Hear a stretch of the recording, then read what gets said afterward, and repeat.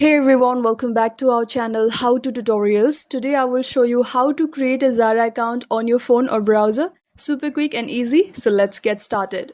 First, open the Zara app or visit zara.com in your browser. This works for any country. Just make sure the site loads to your local region. Tap Access. Kindly accept the cookies. Tap Continue. While using this app, tap Continue.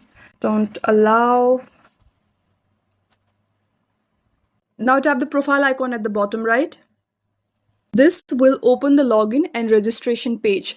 Tap on register, or sometimes it shows create account depending on your region.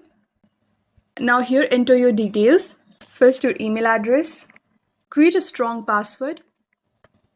Your name, last name, your number. Check the box to accept the terms of use and tap create account. A verification code has been sent to my number. Simply enter that code or tap allow. Once done, tap verify. That's it. Your Zara account is ready. With your new account, you can track orders, save favorites, and get early access to sales. And that's how to create a Zara account in 2025. If this video helped, give it a like, hit subscribe, and comment below if you have any queries. Thank you for watching, and I'll see you in the next one.